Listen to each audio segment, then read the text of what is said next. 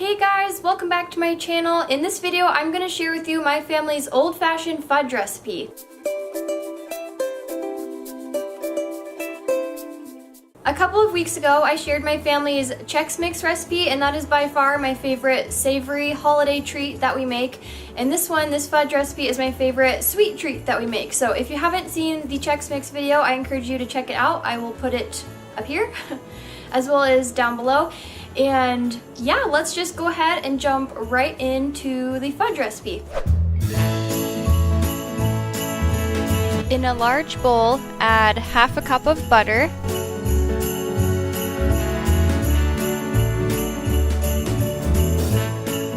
Using kitchen shears, you will cut that butter up into small pieces. You can use the butter paper to make sure that your scissors are nice and coated with the butter for the next thing we'll be using them for.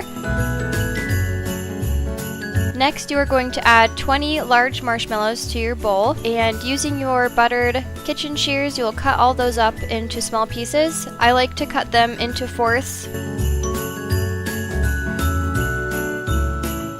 We are cutting up all these things just so they'll melt easier later. Then you will add 1.5 teaspoons of vanilla and 18 ounces of semi-sweet chocolate chips.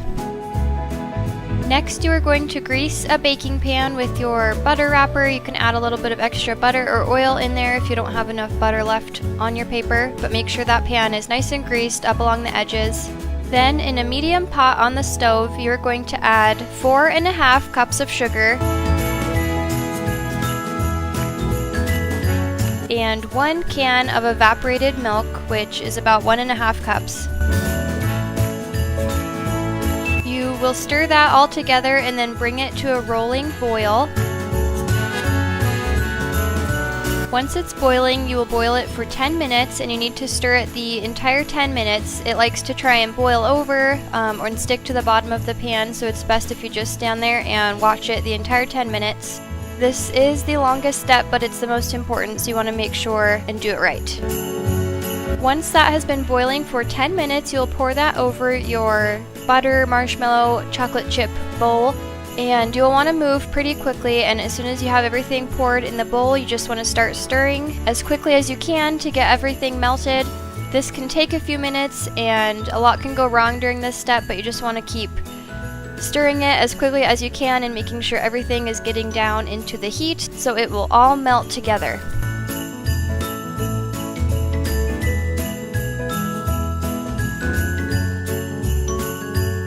Once everything is all melted together and it's starting to look like fudge, you can pour this mixture into your prepared baking sheet and kind of smooth out the top, make it look pretty. And then just pop that right in the fridge to cool and firm up, and this can take anywhere from an hour to a few hours. You can just sort of check it, go ahead and lick your spoon while you're waiting if you want to, and then it's done, and then you just slice it into pieces and enjoy.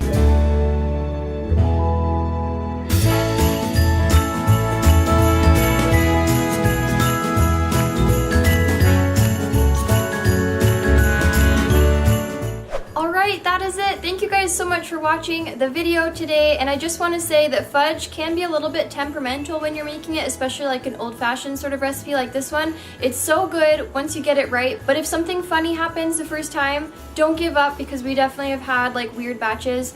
But I did my best to explain all of the steps in this video, so if you have any further questions, make sure and leave those below and I will do my best to answer those. Subscribe to my channel if you haven't already. Give this video a thumbs up if you enjoyed it. I really appreciate it. And I will see you guys next time. Bye guys!